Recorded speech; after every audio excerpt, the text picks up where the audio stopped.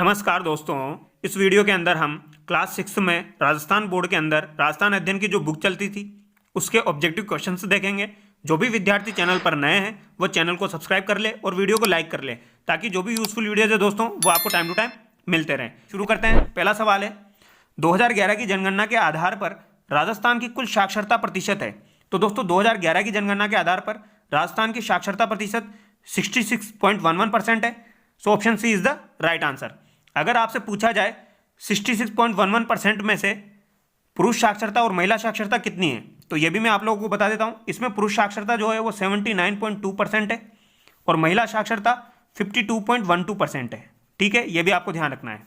इसके अलावा अगर आपसे शहरी साक्षरता या ग्रामीण साक्षरता पूछी जाए तो दोस्तों शहरी साक्षरता जो है वो 79.68% है और ग्रामीण साक्षरता 61.44% है। यह भी आपको ध्यान रखना है। ठीक है, अगला सवाल है, 108 निःशुल्क आपातकालीन सेवाएं संबंधित है। तो दोस्तों ये स्वास्थ्य सेवा से संबंधित है। So option B is the right answer.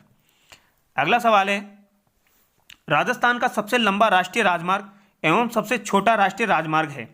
तो दोस्तों राजस्थान का जो सबसे छोटा राष्ट्रीय राजमार्ग है वो तो आपका हो जाएगा NH71B।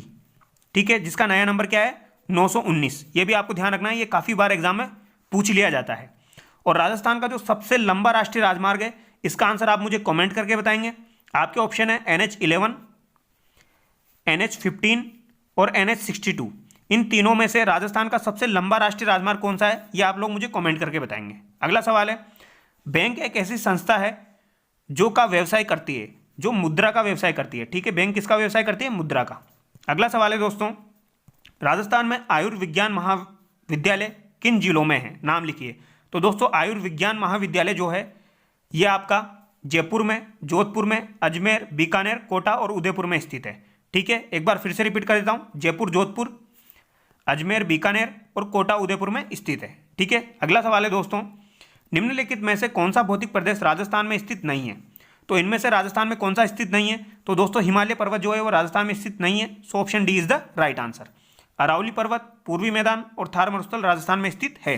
अगला सवाल है, अरावली पर्वतमाला का सबसे ऊंची चोटी कौन सी है। तो दोस्तों अरावली पर्वतमाला की सबसे ऊंची चोटी गुरु शिखर है। So option A is the right answer. अभी सेट के एग्जाम में शेर चोटी के बारे में पूछा गया था। राजस्थान की दूसरी सबसे ऊंची चोटी कौन सी है, शेर। अगला सवाल है, चंबल नदी के आसपास का क्षेत्र अपर्दन के कारण अत्यधिक उबड़ खाबड़ हो गया है। तो नाली अपर्दन के कारण या फिर जल अपर्दन के कारण यह उबड़ खाबड़ हो गया है, यह आपको ध्यान रखना है। ठीक है, अगला सवाल है, उपजाऊ भूमि का बंजर व रेतीली मिट्टी में परिवर्तन कहलाता है। तो दोस्तों ये क्या कहलाता है, ये मरुस्थल कहलाता है। ये आपको ध्यान रखना है, क्या कहलाता है, मरुस्थल। अगला सवाल है, राजस्थान का कौन सा क्षेत्र प्रतिवर्ष सूखे का सामना करता है। तो दोस्तों सूखे का सामना पश्चिमी क्षेत्र करता है। ठीक है, अगला सवाल है, मावट किसे कहते हैं। तो दोस्तों मावट जो है ये शीतकालीन वर्षा को कहा जाता है और मावट किसकी वजह से होती है, पश्चिमी विक्षोभों की वजह से होती है। तो ये आपको ध्यान रखना है, ये काफी बार एग्जाम में पूछा जाता है। किन की वजह से दोस्तों, पश्चिमी विक्षोभों की वजह से। ठीक है, ये आपको ध्यान रखना है। अगला सवाल है, मत्स्य जनपद की राजधानी थी। तो दोस्तों मत्स्य जनपद की राजधानी विराटनगर है। So option C is the right answer. अगला सवाल, कोटा बूंदी वाला क्षेत्र कहलाता है। तो दोस्तों कोटा बूंदी वाला जो क्षेत्र है ये हाड़ौती कहलाता है। So option A is the right answer. अगला सवाल है, ब्यावर अजमेर का क्षेत्र के नाम से जाना जाता है। तो दोस्तों ब्यावर अजमेर का क्षेत्र जो है ये मेरवाड़ा के नाम से जाना जाता है। किसके नाम से जाना जाता है, मेरवाड़ा के नाम से। नेक्स्ट क्वेश्चन है, जयपुर एवं उसके आसपास के क्षेत्र की भाषा कहलाती है। तो दोस्तों ये क्या कहलाती है, ये ढूंढाड़ कहलाती है। कौन सी भाषा कहलाती है, ढूंढाड़ कहलाती है। ये आपको ध्यान रखना है। अगला सवाल, महाभारत कालीन किन्हीं दो जनपदों के नाम बताइए। तो दोस्तों महाभारत कालीन दो जनपदों के नाम यहाँ पर बताने हैं। तो यहाँ पर एक आपका मत्स्य जनपद हो जाएगा। ठीक है, एक आपका हो जाएगा सूरसेन जनपद हो जाएगा। ठीक है, इसके अलावा एक आपका कुरु जनपद हो जाएगा। ठीक है, ये किसके अंदर आते हैं, ये महाभारत कालीन जनपद के अंदर आते हैं। अगला सवाल है, शेखावाटी में कौन कौन से जिले आते हैं। तो दोस्तों ये तो आपको बहुत अच्छे से याद होगा, इसमें आपका चूरू, सीकर और झुंझुनू आ जाएगा। ठीक है, अगला सवाल है, हसन खान मेवाती कौन था। तो दोस्तों हसन खान मेवाती जो था इन्होंने खानवा के युद्ध में राणा सांगा की तरफ से भाग लिया था। तो ये आपको ध्यान रखना है, ये मेवात से संबंधित है। अगला सवाल है, निम्न में से किस जिले में कालीबंगा स्थित है। तो दोस्तों कालीबंगा जो है ये घग्गर नदी के किनारे हनुमानगढ़ में स्थित है। So option B is the right answer. अगला सवाल है, अच्छा यहाँ पर मैं आपको बता दूं बालाथल सभ्यता उदयपुर में स्थित है। गणेश्वर सभ्यता सीकर में स्थित है, और एक सभ्यता है दोस्तों एलाना सभ्यता। तो एलाना सभ्यता आपकी जालोर में स्थित है, ये आपको ध्यान रखना है। ठीक है, अगला सवाल है अशोक का भाब्रू शिलालेख निम्न में से कहाँ प्राप्त हुआ है?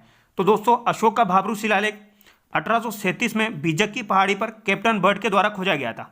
ठीक है, और इसके लेखक कौन है? तो इसके लेखक शुभचंद्र है, ये आपको ध्यान रखना है। तो ये कहाँ से प्राप्त हुआ था? ये बेराट से प्राप्त हुआ था। So option A is the right answer. अगला सवाल है सीकर जिले में नीम का थाना तहसील में से एक विशिष्ट संस्कृति के अवशेष प्राप्त हुए हैं। तो दोस्तों सीकर में कौन सी सभ्यता हो जाएगी? गणेश्वर सभ्यता। ठीक है, अगला सवाल है आहड़ बस्ती प्राचीन कालीन में नगरी के नाम से जानी जाती थी। तो दोस्तों आहड़ बस्ती जो थी ये ताम्रवती नगरी या फिर आगाटपुर के नाम से जानी जाती थी, ये आपको ध्यान रखना है। ठीक है, या फिर आगाटपुर के नाम से जानी जाती थी। अगला सवाल है राजस्थान में किन्हीं दो ताम्र पाषाणकालीन स्थलों के नाम लिखिए। तो दोस्तों एक तो आपकी आहड़ हो जाएगी और एक आपकी बालाथल उदयपुर हो जाएगी।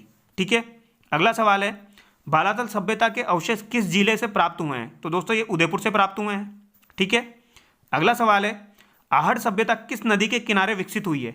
तो दोस्तों आहड़ सभ्यता जो है ये आयड़ या बेडस नदी के किनारे विकसित हुई है, या तो आयड़ हो जाएगा या फिर आपकी बेडस नदी हो जाएगा। ठीक है, अगला सवाल है चूहों के कारण किस मंदिर को जाना जाता है?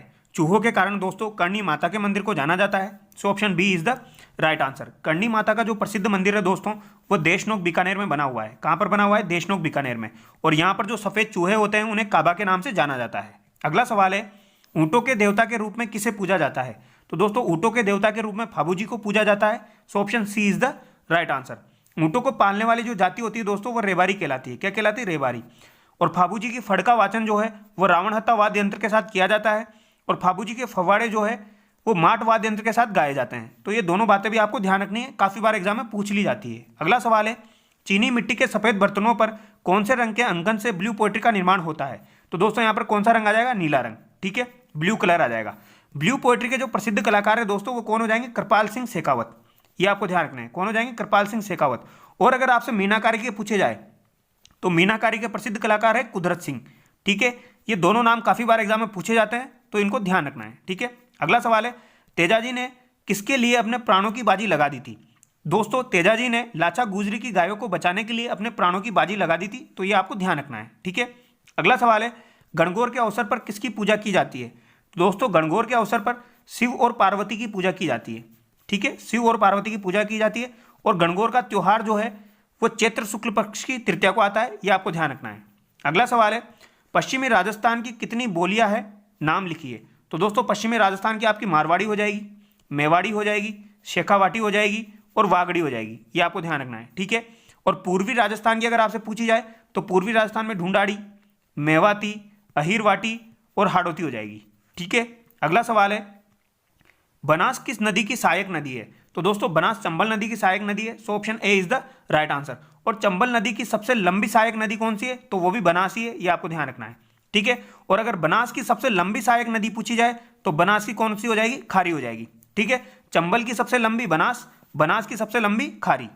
अगला सवाल है माही बजाज सागर परियोजना कहाँ विकसित की गई? तो दोस्तों माही बजाज सागर परियोजना बांसवाड़ा में विकसित की गई। So option A is the right answer. अगला सवाल है चंबल की प्रमुख सहायक नदियों के नाम लिखिए। तो दोस्तों चंबल की काफ़ी सारी सहायक नदियां हैं, जैसे कि मैं आपको बताऊं गुंजाली, मेज, मांगली, पार्वती, आहू, कालीसिंध, घोड़ा पचाड़, परवन, बनास, ब्रह्मणी, चाकण, कुन्नू, कुराल। तो काफ़ी सारी इसकी सहायक नदियां हैं। तो इसको याद करने की एक ट्रिक है, वो ट्रिक मैं आप लोगों के लिए अपलोड कर दूंगा, उस ट्रिक को आप देख लें, चंबल की सारी सहायक नदियां आपको याद हो जाएगी। अगला सवाल है सेना को वेतन देने तथा सेना संबंधी अन्य कार्यों की जिम्मेदारी होती थी। तो दोस्तों ये बख्शी की होती थी। So option C is the right answer. अगला सवाल है राजस्थान के प्रथम निर्वाचित मुख्यमंत्री थे। तो दोस्तों प्रथम निर्वाचित मुख्यमंत्री टीकाराम पालीवाल हो जाएंगे। So option B is the right answer. अगला सवाल है यहाँ पर सम्मिलित करना है दोस्तों, ग्राम हो जाएगा आपका राज्य की सबसे छोटी इकाई। ठीक है, मनसबदारी हो जाएगी मुगल कालीन प्रशासनिक व्यवस्था, और जागीर पट्टा हो जाएगा वह पत्र जिसमें शासक द्वारा प्रदान की गई जागीर का उल्लेख होता था। ठीक है, अगला सवाल है रबी की फसल की प्रमुख फसल कौन सी है? तो दोस्तों रबी की हो जाएगी गेहूं। सो option D is the right answer. बाकी मक्का, बाजरा, कपास ये आपकी खरीफ की हो जाएगी। अगला सवाल है मरुस्थलीय राजस्थान में सर्वाधिक बोया जाने वाला खाद्यान्न कौन सा है? तो दोस्तों गेहूं, बाजरा, चावल, मक्का। मरुस्थलीय राजस्थान में सबसे ज़्यादा बोए जाने वाला बाजरा हो जाएगा। So option B is the right answer. अगला सवाल है खरीफ की फसल किस ऋतु के प्रारंभ में बोई जाती है। दोस्तों खरीफ की फसल जो होती है ये वर्षा ऋतु के प्रारंभ में बोई जाती है। इंपॉर्टेंट है, ध्यान रखना है। ठीक है, अगला सवाल है 20वीं पशुगणना के अनुसार राजस्थान में ऊंट व गधों की संख्या में चिंताजनक गिरावट हुई है। किसकी संख्या में दोस्तों? ऊंट और गधों की संख्या में, यह आपको ध्यान रखना है। ठीक है, गिरावट तो भेड़ और बकरी की संख्या में भी हुई है, बट ऊंट और गधों की संख्या में काफी ज्यादा हुई है। अगला सवाल है दोस्तों किन खनिजों में राजस्थान का एकाधिकार है? तो दोस्तों राजस्थान में जो एकाधिकार है वो आपका हो जाएगा सीसा जस्ता, वोलेस्टोनाइट, जिप्सम, चांदी, संगमरमर, इनका एकाधिकार हो जाएगा। ठीक है, अगला सवाल है क्षेत्रफल के अनुसार राजस्थान का सबसे बड़ा जिला कौन सा है? तो दोस्तों क्षेत्रफल के अनुसार सबसे बड़ा जिला जैसलमेर हो जाएगा। So option A is the right answer. अगला सवाल है राजस्थान में कुल कितने जिले हैं? तो दोस्तों राजस्थान के अंदर 33 जिले हैं। So option C is the right answer. अगला सवाल है रेड क्लिफ रेखा किसे कहते हैं? तो दोस्तों भारत और पाकिस्तान के मध्य एक रेखा थी जिसको रेड क्लिफ रेखा कहते हैं। इसका निर्धारण कब किया गया था? इसका निर्धारण 17 अगस्त 1947 को किया गया था। राजस्थान के 4 जिले रेड क्लिफ रेखा पर स्थित है जिसे हम अंतर्राष्ट्रीय सीमा रेखा कहते हैं। ठीक है, कौन कौन से? एक तो आपका गंगानगर हो जाएगा, एक आपका बीकानेर हो जाएगा, जैसलमेर हो जाएगा और बाड़मेर हो जाएगा। राजस्थान के पड़ोसी राज्यों के नाम लिखिए। तो दोस्तों राजस्थान के जो पड़ोसी राज्य हैं वो कौन कौन से हो जाएंगे? एक तो आपका एमपी हो जाएगा, ठीक है, गुजरात हो जाएगा, पंजाब हो जाएगा, यूपी हो जाएगा, इसके अलावा आपका हरियाणा हो जाएगा। ठीक है, तो ये 5 राज्य जो है इनके साथ राजस्थान सीमा रखता है। और कितनी कितनी रखता है? एमपी से सबसे ज़्यादा रखता है 1600 किलोमीटर की। ठीक है, और पंजाब से सबसे कम रखता है कितनी? 89 किलोमीटर की। ये भी आपको ध्यान रखना है। ठीक है, आई होप आपको वीडियो अच्छा लगा होगा, वीडियो में मजा आया होगा। नेक्स्ट वीडियो हम जल्दी से लेके आएंगे, सो चैनल को सब्सक्राइब करें और वीडियो को लाइक करें। Thank you so much.